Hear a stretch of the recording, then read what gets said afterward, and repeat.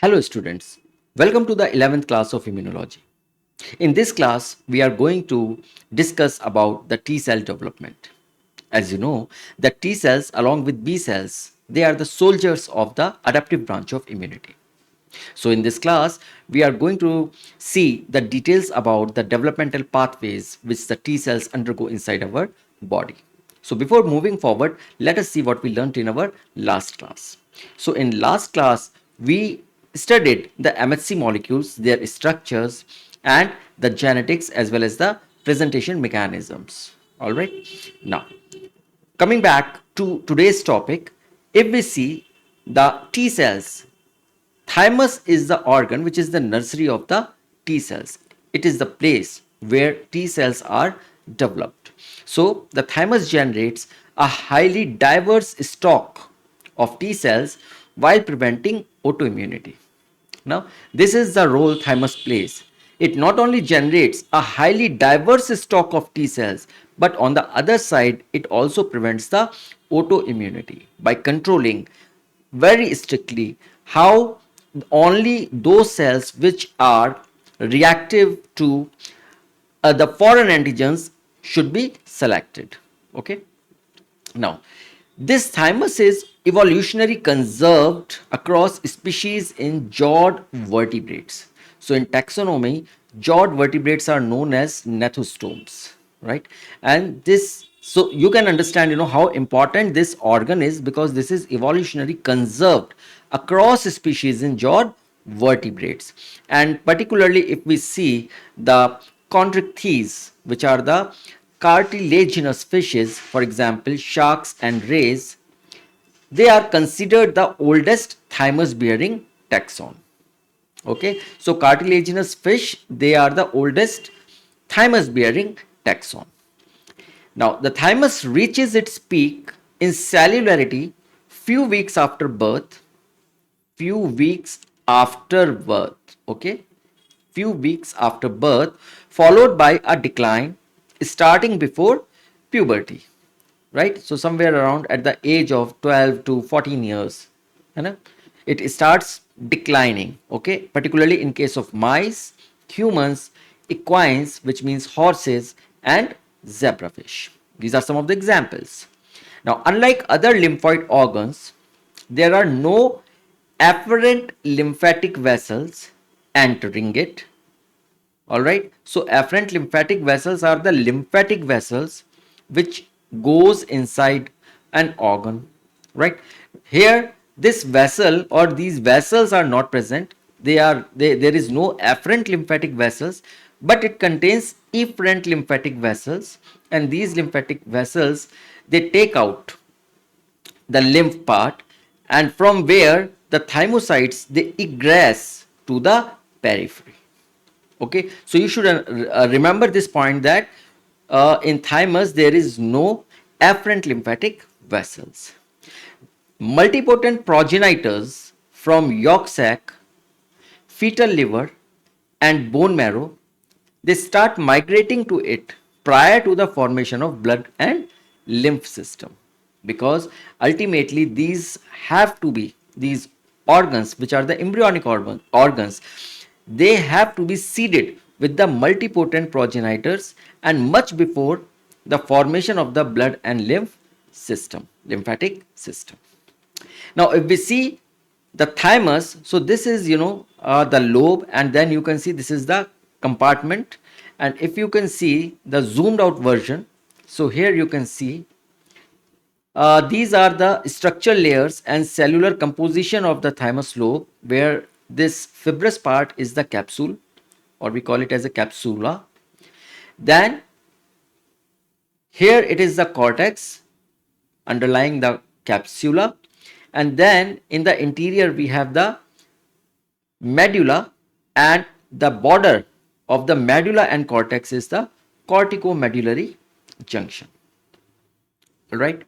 Now, if you can see the number and types of cells here which are populated in cortex, so you can see these blue color cells which are the developing T cells. All right, these are the developing T cells, and there you can also see these violet cells and these are apoptotic cells, right, or necroptotic cells. So either few cells are undergoing necrosis while few cells are apoptotic cells. Okay, then few cells you can see here, like these are the dendritic cells, all right, and these some cells are, you know, the macrophages here you can see, and then we have few eosinophils also. Okay, and then these yellowish color cells, these are the cortical thymic epithelial cell, right? So these are the cortical thymic epithelial cells here.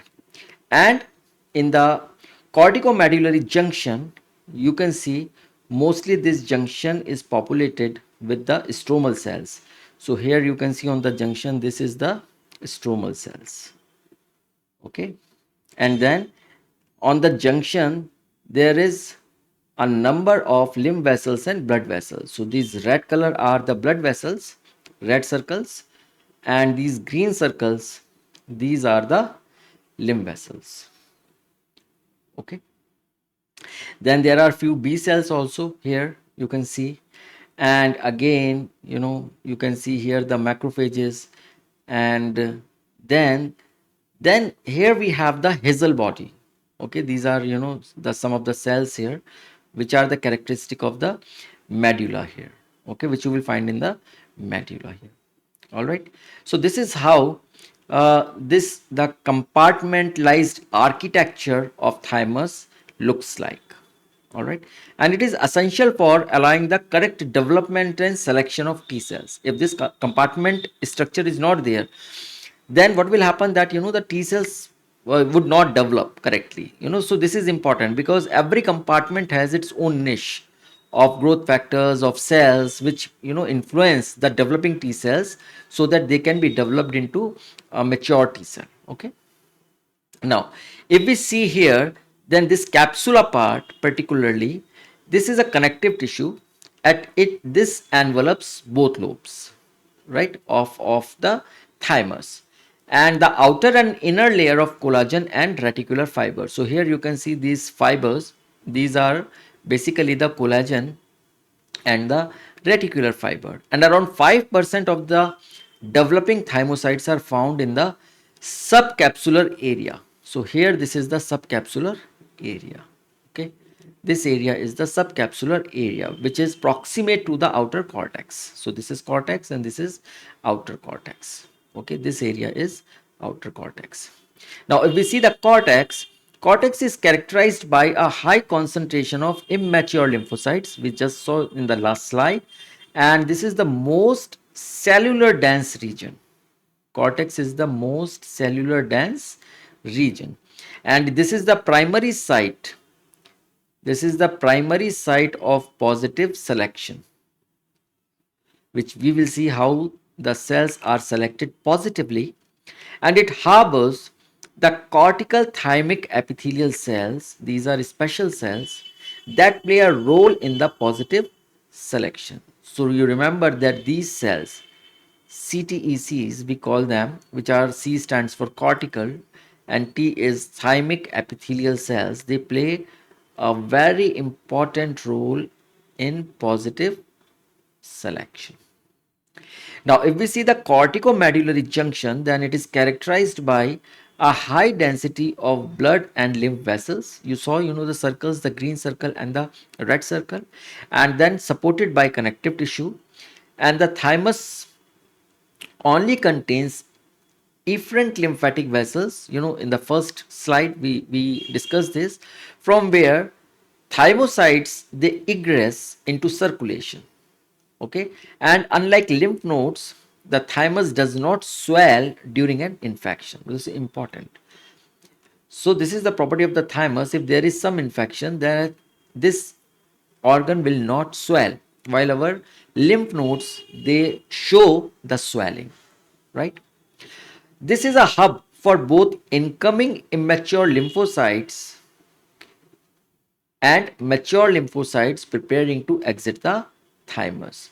So basically, this is such an important place, corticomedullary junction, where you will see a number of incoming immature lymphocytes as well as the mature lymphocytes which are preparing to exit the thymus. And that's why you can see a number of vessels, blood vessels, and these lymphatic vessels here. Now, if we see the medulla part, then medulla is the central layer of the thymus, okay, and it contains mature single positive T cells. So we will see different T cells at different developing stages. So mature cells are single positive T cells. Okay. Now, if we see how thymocyte development take place, so thymus seeding or settling progenitors, which are heterogeneous, multipotent, non-committed progenitors. Remember, these thymus seeding progenitors or settling progenitors, we call them TSPs. All right. So here you can see these are the TSPs. Okay, here in the picture. And these TSPs, they are non-committed progenitors and they entered at CMJ, cortical medullary junction, through P-selectin glycoprotein ligand 1. So this is PSGL1, then CCR7 and CCR9, which are the chemokine receptors. They most become early thymus progenitors. So these cells become early thymus progenitors. Okay. Now DN1, we call them as DN1, is double negative 1 cells. DN stands for double negative. They don't have any CD4 or CD8 molecules. So we call them as a double negative.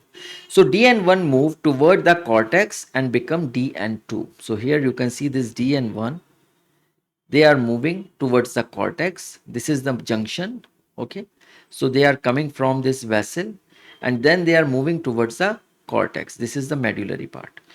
And then this DN1, double negative 1 cells, they will become DN2. Clear? Now, in the outer cortex, now this is the outer part. This is the outer cortex. DN3 undergo TCR rearrangement, now irreversibly committed.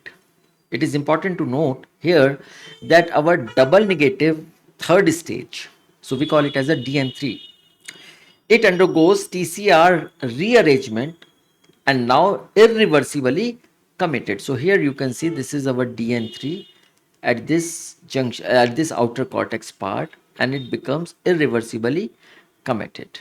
All right. Now TCR is tested because now it has a TCR.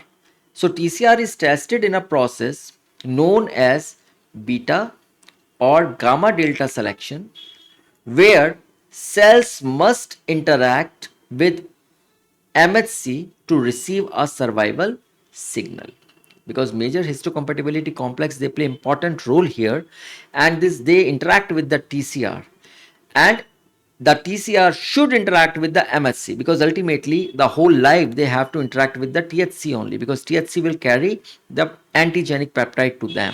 Okay.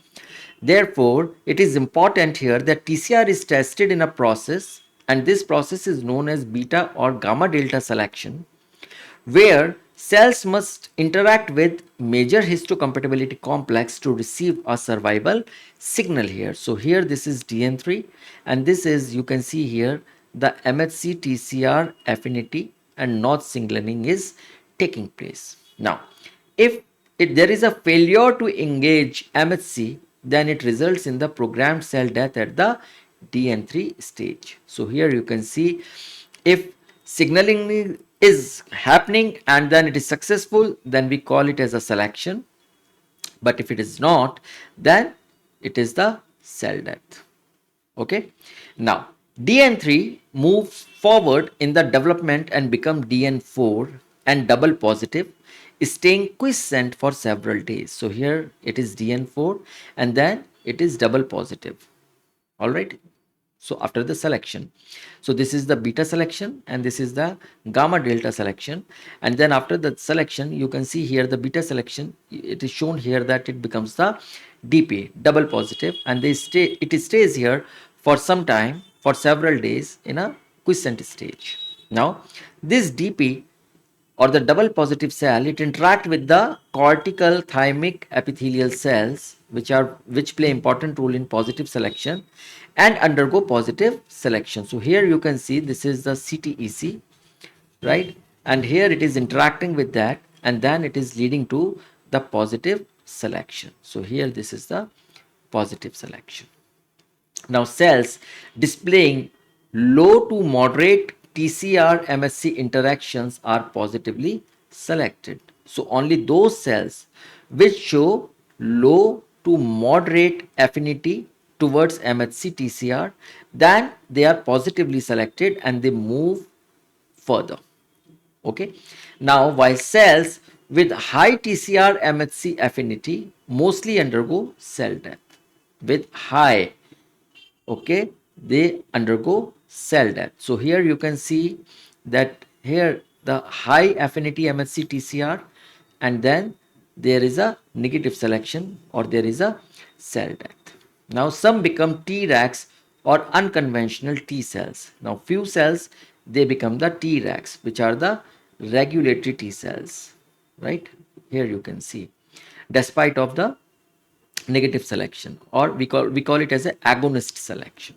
Okay, so positively selected cells, they undergo another selection round by interacting with antigen presenting cells, either dendritic cells or medullary thymic epithelial cells. So here you can see, they are just again another round of selection, and then with a help of the APCs, right, like either DCs or medullary thymic epithelial cells, and then they mature into single positive cells, and they will carry either CD4 or they will carry CD8, okay, protein. So now because the cells are having either CD4 or CD8, that's why they are called as a single positive cell. Clear? Right. Now, these are some of the key stages, and in these key stages of the developing cell, you can see these are the early thymic progenitor cells, and then they are moving towards the commitment. And this is DN1, double negative 1, this is DN2 stage, and all these stages, they are actually characterized by certain markers. So here we have listed down the markers here. For example, this is Lin negative, in cases up to 4A, right? And then you can see CD44 positive, CD25 negative, and c-KIT is high. Now for DN2, you can see these markers, CD44 positive, 25 positive, and c-KIT positive, not high. Then in DN3A stage, we have Lin minus, 44 minus, 25 positive, c-KIT either absent or low, CD24 is 27 positive, and CD28 negative. And DN3B, it is Lin negative, 44 negative, 25 positive. c-KIT is not even low, it is completely absent. CD27 is positive and 28 is positive. So here 28 is negative A, and in B, 3B, 28 is positive. In case of DN4A, it is Lin negative, CD44 negative, 25 negative, 27 positive, and 28 positive. And now cell reaches to the stage which we call it as a double positive. And on the double positive, you will find both CD4 positive and CD8 positive, markers here. And then it will get, differentiated into single positive. Either one marker will be lost. So in case of CD4, CD8 will be lost, and in case of CD8, CD4 will be lost, and they become the single positive cells. And that's how, the cell move from early thymic progenitors to the single positive cells. Okay. Now, Notch is a receptor which is responsible for committing stem cells to the T cell lineage, because all the cells, lymphocytes, their mother cells are the stem cells, and when these stem cells, they decide whether to become other cells or T cells, then the important role which is played, it is by Notch, which is a receptor, right? It regulates the early choice between whether to become a T or B lymphocyte. All right. Now it decides whether the cell the stem cell will become the B cell or it will become the T cell. So when a constitutively active Notch1, which is a kind of notch, is overexpressed in hematopoietic stem cells, remember, overexpressed in hematopoietic stem cells. And what is overexpressing? This is Notch1. Okay, then T cells develop in the bone marrow. But if notch is negligible or absent, then hematopoietic stem cells they develop into B lymphocytes. Correct? So it is the overexpression of the Notch1 which diverts the development of hematopoietic stem cell towards the T cell. While when this Notch1 is either absent or it is very negligible present, then the hematopoietic stem cells they become into B lymphocytes, right? So if we see, vertebrates generate two categories of T cells in the thymus. One is the T alpha beta cells because these cells express TCR alpha and beta receptor chain, and it is it plays a dominant role in adaptive immune response in secondary lymphoid organs. Okay, while another category is the T gamma delta cells, and that express TCR gamma and delta receptor chains. They have limited receptor diversity and antigen specificity. So the difference between the T alpha beta and T gamma delta is that T alpha beta they play a dominant role in adaptive immune responses, while in case of gamma delta they have limited receptor diversity and antigen specificity, and alpha beta have very high receptor diversity as well as antigen specificity. But these T gamma delta they are the first responders to pathogens at mucosal tissues. So that means they are present at the mucosal barriers. All right. So mucosal tissues, you understand that in the mucosa, right? So they are the first responders. That means they will first respond to any infection. And these are the first T cells to mature during fetal development and populate the periphery. So they have an important role, right? Now, rearrangement of beta, gamma, and delta loci begins during the double negative 2 stage, which is the DN2 stage. So a cell must generate a TCR beta chain to become a T alpha beta cell, which depends on a single in frame VDJ rearrangement event. Okay, so must generate what? A TCR beta chain, right?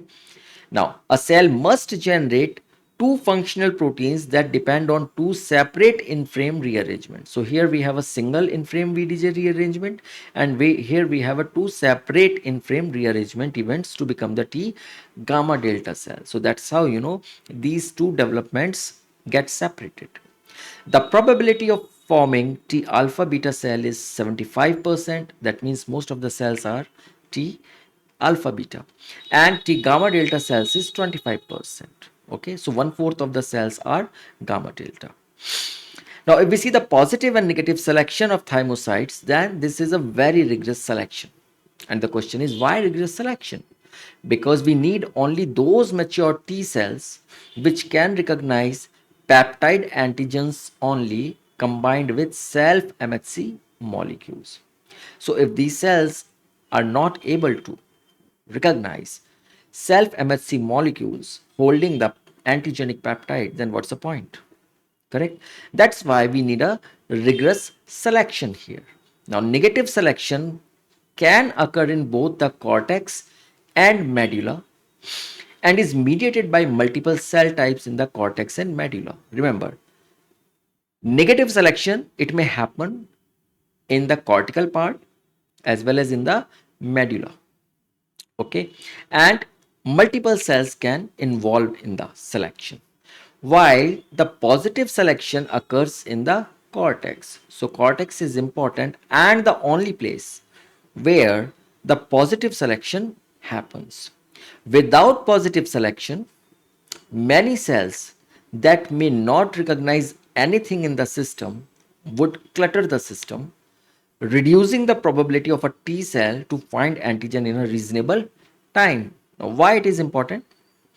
If only negative selection is happening, okay, good. Now we have a cell population where they may recognize or they may not recognize, right? And in that case, we will have a population of cells which have few cells which can recognize, but a number of cells which cannot recognize, so they will clutter them. And it is something like, that when we want to find out something, and if it is disorganized and cluttering environment, then it takes time to find the things here. That's the reason we need the positive selection here.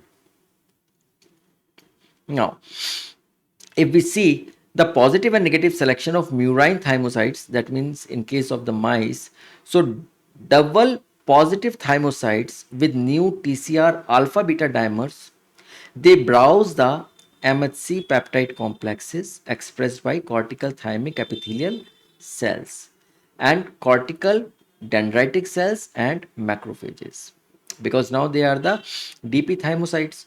So DP are double positive, so that means they have CD4 as well as CD8, and they browse the they browse the M.Sc peptide complexes, and these complexes are expressed by either the cortical thymic epithelial cells, cortical dendritic cells and macrophages. So here you can see this is the DP thymocytes. So you can see here we have the CD8 as well as we have CD4, and because both the expressions are there, we call it as a double positive. Now in case of double positive cells, now what they are doing, this is the CTEC, cortical thymic epithelial cell, and here you can see the MHC molecules and different MHC molecules with antigenic peptides. So these cells are browsing them. All right, this is also APC, so they are also browsing them here. Okay, so 90 to 96% of double positive thymocytes, they die in the cortex as they fail to bind MHC peptide combinations with sufficient affinity. So this is called death by neglect. All right, so here you can see, so by death of neglect, so this is the death by neglect where 90 to 96%. So here you can see 90 to 96%, and there is no interaction, the cells are dying here. 2 to 5% cells showing high affinity to MHC peptide, particularly on dendritic cells, they die by clonal deletion. So we call it as a negative selection. So here you can see this is our negative selection. All right. So here the cells, they are binding to the MHC molecules and the peptide with very high affinity, and they die, and this we call it as a clonal deletion or negative selection. So DP thymocytes with low to intermediate affinity, they are positively selected and mature to single positive cells. They become either CD4 or CD8 T lymphocytes. So now here only 2 to 5% of the low or intermediate affinity interactions with CTECs, they pass this test and they move forward with the positive selection, and then they form either the CD4 positive cell, which are the T helper cells, or CD8 positive cells, which are the T cytotoxic cells. Clear? Now these single positive cells, they migrate to medulla. All right, and then from medulla they can just become the naive cells. Now here you can see these are the cortical region, and this is the medullary region, and here you can see that CD4 positive cells and CD8 positive cells, which are the single positive cells, they are moving to the medullary part for further testing. So in medulla, they are exposed to AIRE positive medullary thymic epithelial cells. So medullary thymic epithelial cells, they have the AIRE positive protein, all right, which express tissue specific antigens and can also mediate negative selection. And AIRE stands for autoimmune regulator. In M.Techs, it is a unique protein that allows them to express, process, and present proteins found only in specific organs, because we don't want that, uh, our cells should not be autoreactive. So that's why these medullary thymic epithelial cells, they are air positive, and this is autoimmune regulator, which is a very unique protein that allows them to express, process, and present proteins found only in specific organs. Now, because they cannot go to all the organs to test, whether they are reacting with them or not. So that's why within, the medulla, these cells, which are the medullary tags, they have this AIRE protein. All right. Now, thymus has an extraordinary capacity to express and present proteins from all over the body. You should, this is really, really, very beautiful thing in thymus, that thymus has an extraordinary capacity to express and present proteins from all over the body, and that's why the cells don't need to move here and there to check whether they are reacting or not. So in the thymus itself, the facility is there where the cells can test themselves for the autoreactivity. Okay. The medullary dendritic cells, they can acquire antigen from M.Techs and also mediate negative selection. All right. So here you can see this is the M.Tech, right? And their cells are undergoing, the deletions here. But some cells are coming and then they are becoming mature here. So the cells which, interact with M.Techs or interact with, the AIR positive cells, and these cells, dendritic cells, if they are not qualified to become the mature cells, then they are deleted. Now, if we see the TCR affinity selection relationship, then here it is the cell number which is very high initially, and you can see here the affinity, TCR affinity is low. Slowly when they are moving, then the cell number goes down. So here you can see the cell number is decreasing. Okay, so at this point we have the intermediate affinity cells, and then further we have very high or high affinity cells.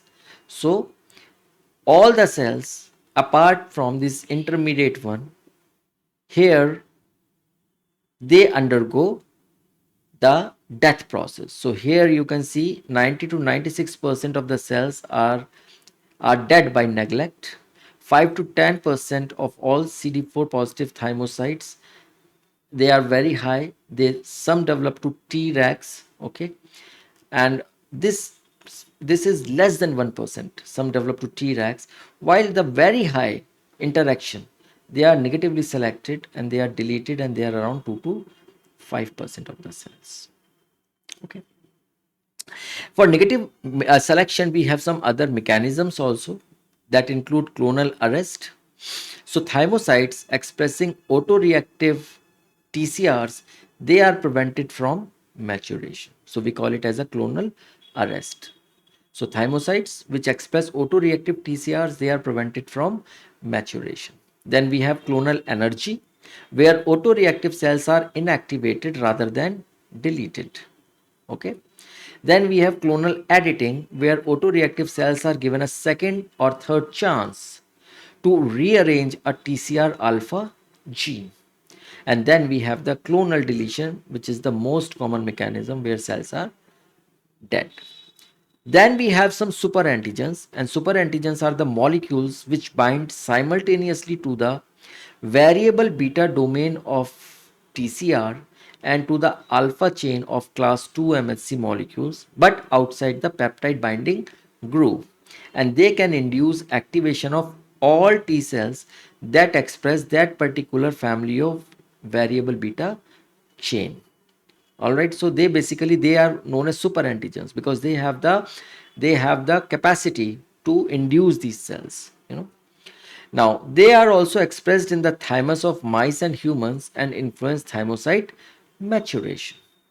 They mimic high affinity TCR interactions, so will induce the negative selection of all double positive thymocytes whose receptors possess V beta domains targeted by the super antigens. So they will delete them. Now we have the lineage commitment of double positive cells. So lineage commitment is that double positive cell choose to become CD4 positive or CD8 positive cells. All right. Now DP cells whose TCR preferentially interacts or restricted to MHC class 2, they induce a continuous signal to initiate a CD4 positive T cell developmental program. And the transcription factor is THPOK, which regulate this. All right. So we have the double positive cell, understand, and the T cell receptor on the double positive cell, it is preferentially, out of when the choice is given here. So preferentially interacting or restricting to MHC class 2. It induces a continuous signal to initiate a CD4 positive T cell developmental program. And here the transcription factor THPOK regulate this. While double positive cells whose TCR preferentially interacts with restricted to MHC class 1, it cannot generate a continuous signal. Understand the difference. In case of 2, it was a continuous signal, but in case of class 1, it cannot generate a continuous signal as surface levels of the co-receptor CD8 are down regulated on all cells in response to positive selection. So this reduction or interruption in signaling, it begins a CD8 positive developmental program. While continuous signaling, it goes in favor of CD positive development program. Okay. Then IL-7, it further stimulates it, and transcription factor RUNX3, it regulates this. Okay. Double positive thymocytes can also commit to natural killer T cells, regulatory T cells, that means Tregs, and intraepithelial lymphocytes lineages, IEL. So not necessarily, I mean, most of the time, yes, they will, become either CD4 positive cells or CD8 positive cells, but they can also commit themselves in some situations to NK T cells, regulatory T cells, and IEL lineages. Now, if we see the final maturation, then after successful selection and lineage decision, a thymocyte enters a quiescent state and exits the thymus. All right. Now, a cascade of events control these final stages of maturation. T cell receptor signals upregulate a transcription factor, which is FOXO1, which regulates the expression of KLF2, which in turn upregulates sphingosine 1 phosphate receptor, which is SIPR. Okay. Now see the cascade. This is the TCR signal. Once the TCR signal is there, it upregulates the transcription factor FOXO1. This FOXO1 transcription factor, it regulates the expression of KLF2, and this KLF2 in turn upregulates the SIPR, which is the sphingosine 1 phosphate receptor. Now this FOXO1 also upregulates IL-7R, which is the receptor for IL-7, which helps to maintain mature T cell survival, and CCR7, this is again the receptor for the chemokine that directs the mature T cell traffic to the lymph nodes. So now they are directing, because this is a chemokine receptor, it directs the T cells to lymph nodes. Mature T cells exiting the thymus are referred to as the recent thymic emigrants. We call them as the RTEs. So this is a specific name for the mature T cells which exit the thymus, and we call them as the recent thymic emigrants, which is RTEs. These are not as functionally mature as most naive T cells in the periphery, and they do not proliferate or secrete cytokines as vigorously in response to T cell receptor stimulation. But they express several surface proteins. So they have the maturation markers HSA and QA2, as well as the IL-7 receptor. And this is similar to the immature thymocytes. right? The final maturation is influenced by the interactions with both MHC and non-MHC ligands in secondary lymphoid organ. Okay. Now, if we see the self-tolerance mechanism, then we have the regulatory T cells and how they are developed. So, some thymocytes that express receptors with high affinity for self-antigen, they escape negative selection and commit to become FOXP3 positive Treg cells. So, Treg cells are FOXP3 positive cells.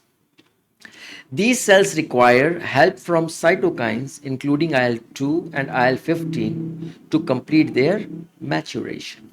And cells developing in the thymus are thymic Treg cells, and that differentiate in the periphery are called peripheral Treg cells. So thymic Treg cells which are developing in the thymus, and when they differentiate in the periphery they are called the peripheral Treg cells. The function populations overlap, although they may have distinct responsibilities in different tissues, right?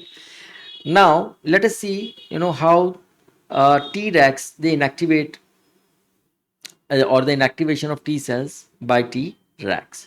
So Tregs, here you can see they express high levels of high affinity IL-2, okay, receptor, and can compete for the cytokines that activated T cells need to survive and proliferate. That is one way, one mechanism.